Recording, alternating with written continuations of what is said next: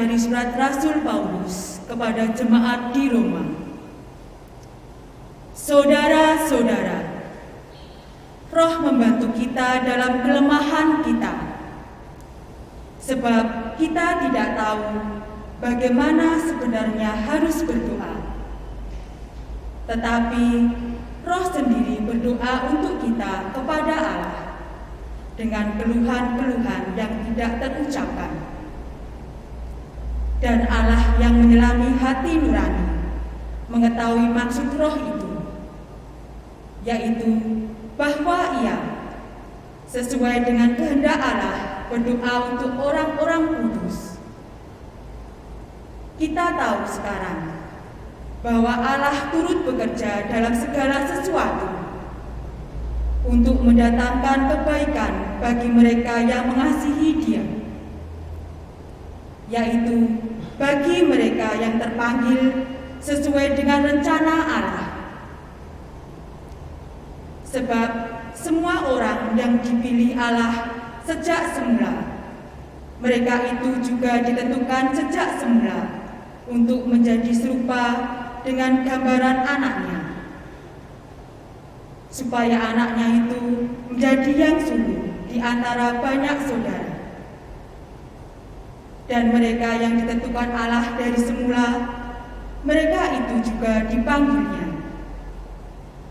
Dan yang dipanggilnya, mereka itu juga dibenarkannya. Dan yang dibenarkannya, mereka itu juga dimuliakannya. Demikianlah sabda Tuhan. Aku percaya akan kasih setiamu ya Tuhan.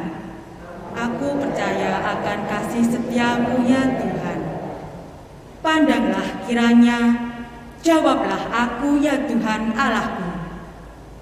Buatlah mataku bercahaya, supaya jangan aku tertidur dan mati. Supaya musuhku jangan berkata, aku telah mengalahkan dia, dan lawan-lawanku bersorak-sorai apabila aku goyah. Aku percaya akan kasih setiamu ya Tuhan. Tetapi aku, kepada kasih setiamu aku percaya. Hatiku bersorak-sorak karena penyelamatanmu. Aku mau menyanyi untuk Tuhan, karena Ia telah berbuat baik kepadaku. Aku percaya akan kasih setiamu ya Tuhan. Haleluya, haleluya, haleluya, haleluya, haleluya, haleluya.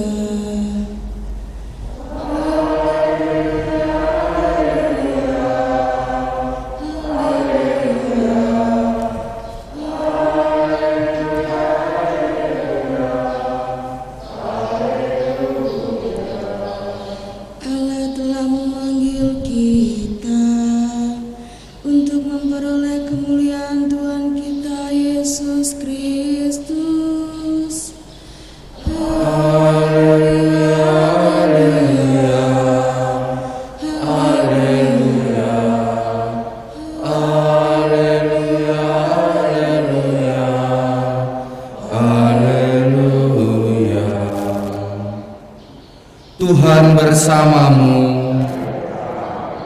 Inilah Injil Yesus Kristus menurut Lukas.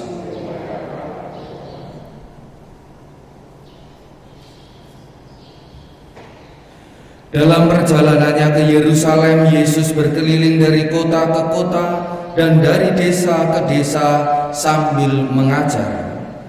Maka bertanyalah orang kepadanya, Tuhan, sedikit sajakah orang yang diselamatkan? Jawab Yesus kepada orang-orang di situ, berusahalah masuk melalui pintu yang sempit itu, sebab aku berkata kepadamu, banyak orang akan berusaha untuk masuk, tetapi tidak akan dapat. Jika tuan rumah telah bangkit dan menutup pintu, kalian akan berdiri di luar dan mengetok-ketok pintu sambil berkata, Tuan, bukakan pintu bagi kami.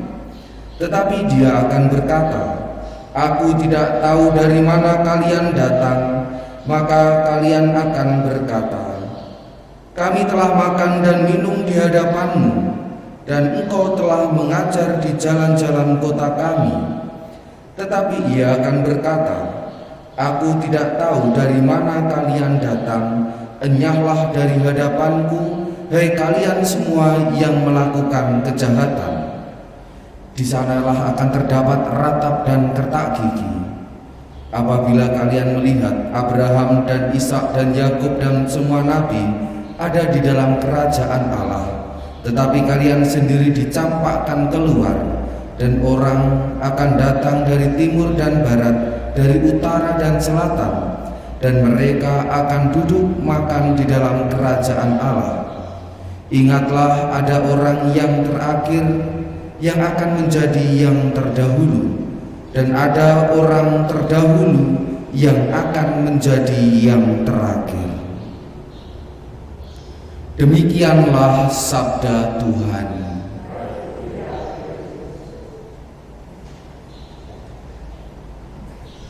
Saudara-saudari yang terkasih dalam Kristus, pesan yang disampaikan Lukas seperti yang tertulis dalam Injilnya yang kita dengarkan hari ini, pada intinya secara gampangnya itu mau menegur orang-orang pada waktu itu. Yesus menegur orang-orang pada waktu itu, mungkin juga kepada kita semua orang-orang pada zaman ini, supaya kita mengurusi apa yang perlu.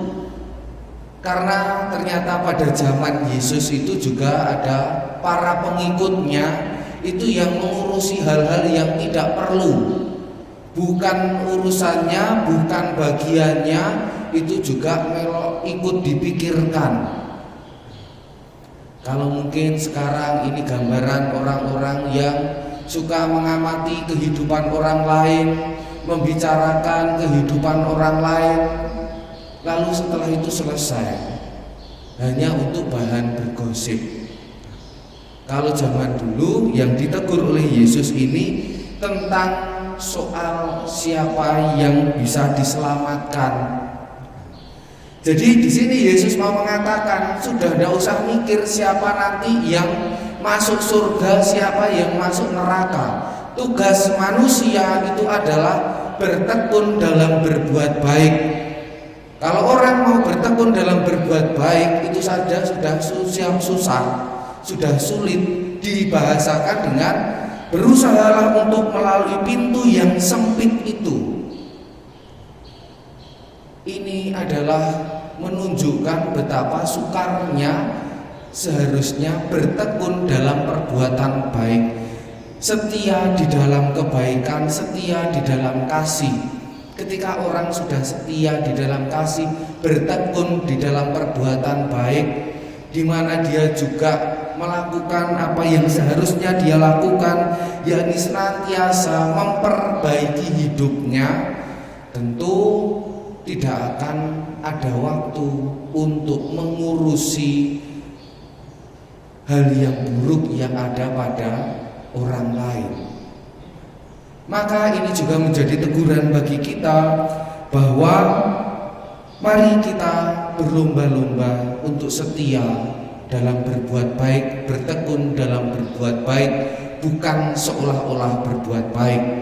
Karena pada dasarnya orang yang ngurusi hidup orang lain, artinya mencari-cari kesalahan, kejelekan orang lain, itu biasanya juga mengatasnamakan kebaikan. Tetapi tidak ada kebaikan yang hadir dari rasan-rasan dari bergosip. Maka mari kita berusaha melakukan hal yang sulit, yakni mau terlibat, mau membantu langsung kesulitan hidup sesama kita. Terlebih sekarang ini masih masa pandemi, di mana orang membutuhkan tindakan nyata dalam bantuan kepada mereka, bantuan berupa dukungan, semangat, peneguhan, merasa ditemani, dan lain sebagainya. Maka perwujudan kebaikan, perwujudan kasih inilah yang perlu kita lakukan sebagai upaya untuk melalui pintu yang sempit itu yang disarankan oleh Yesus untuk kita lakukan, karena dengan setia dan tekun berusaha melakukan hal-hal kebaikan meskipun itu tidak mudah, disitulah yang akan menjadi jalan bagi kita menuju kepada kerajaan Allah. Berkat Tuhan senantiasa menyertai kita semua.